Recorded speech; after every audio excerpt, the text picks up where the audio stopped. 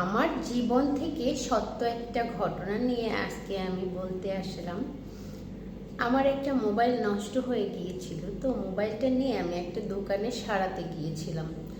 তখন 2011 সাল, মেবি এরকম 11-12 সালের দিকে।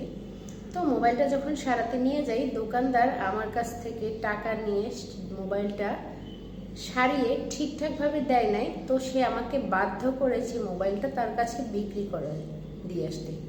তো আমি তার কাছে মোবাইলটা সারাইলাম, সারানোর টাকা দিলাম। আবার তার কাছে আমি 5,000 টাকার মোবাইলটা 150 টাকায় বিক্রি করে আসলাম। তো সারাইতেও আমার প্রায় 350 না 400 টাকা গেছে। 2012 সালের কথা। তখন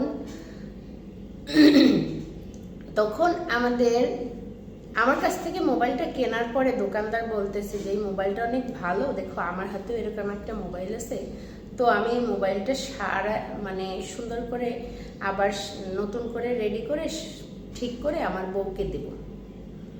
তখন আমার মনে খুব কষ্ট লাগলো যে আমি ওনার কাছে সারানোর টাকা দিলাম, সারাইতে দিলাম, উনি সারাই দিল, কিন্তু ভালো করে সারাই দিল না। ওনার টেনশন ছিল যে এই মোবাইলটা যেভাবেই হোক ভালোভাবে সেরে দিবে না, সারানোর টাকা তো আমার ওনাকে দিতেই হবে। তো টাকা দিয়ে আবার ওনার কাছ থেকে আমি মোবাইলটা বিক্রি করে আসলাম 5,000 টাকার মোবাইলটা 150 টাকায়। তো মন খারাপ করে কষ্ট নিয়ে চলে আসলাম। তারপরে কিছুদিন পরে ওনার দোকানটা না আগুনে পুড়ে শেষ হয়ে যায়। তো আসলে আমাকে একটু ঠকাইলাম, মানুষকে না সামান্য একটু ঠকাতে নাই। তো তারপরে আরেকটা ঘটনায় আসি। ওই মোবাইলের দোকানের পাশের দোকানে একটা লোক, আমি একটা শাড়ি কিনেছিলাম, 2টা শাড়ি।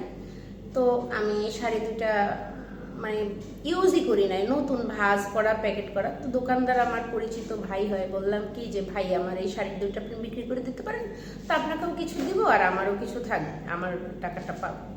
বলে ঠিক আছে বলে শাড়িটা সে বিদেশ চলে যাওয়ার সময় দোকানের সব মাল জিনিস অন্য একটা লোকের কাছে বিক্রি করে। তো বিক্রি করার পরে আমার শাড়ি 2টাও বিক্রি করে, কিন্তু আমাকে সে টাকা পৌঁছাই দেয় না এবং আমার কাছে এসে বলেও নাই যে এটা আমি বিক্রি করে গেছি। পরে আমি অন্য দোকানদারের কাছে জিজ্ঞেস করলাম কি ঘটনা। সে বলে না, শাড়ি 2টা আমার কাছে বিক্রি করছে এই টাকায়, কিন্তু আমি তো তার কাছ থেকে কিনছি, সেটা তুমি তার কাছে বোঝো। তো আমার কাছ থেকে টাকা নিয়ে আমার সেই টাকাটা আমার হক দাবি ছাড়াই নেই। তো 5,000 টাকা সে বিদেশ গেল, তার বিদেশ যেয়ে অসুস্থ হইলো, বউ বাচ্চা অসুস্থ হইলো এবং তার ব্যবসা প্রতিষ্ঠান নষ্ট হইলো। বিদেশ যেয়েও সে ভালো কিছু করতে পারে নাই, 5-7 বছর থেকে তার জীবনটা নষ্ট হয়ে গেল। সুন্দর একটা সাজানো গোছানো তার ব্যবসা বাণিজ্য সংসার ছিল, সবকিছুই নষ্ট হয়ে গেল। তো সামান্য কাউকে এতটুকু ঠকানোর আগে চিন্তা করে দেখবেন যে আপনি কতটা ঠকবেন। মানুষকে এতটুকু ঠকিয়ে 2-4-5-10 হাজার টাকা, তারপরে দেখবেন এক সময় আপনার জীবন থেকে এমন একটা জিনিস চলে গেছে।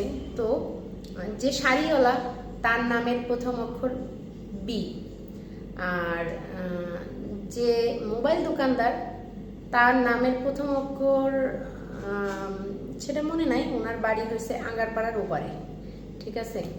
তো উনিও চান্দখালি ব্যবসা বাণিজ্য নষ্ট হয়ে যাওয়ার পরে বিভিন্ন জায়গায় ঘোরাফেরা করছে, সেরকম আর মানুষ হইতে পারে নাই। তো মানুষকে ঠকানোর আগে একবার হলেও চিন্তা করবেন যে আমার 1 টাকা মানুষকে ঠকাবো, আমার লাখ টাকার লোকসান হবে।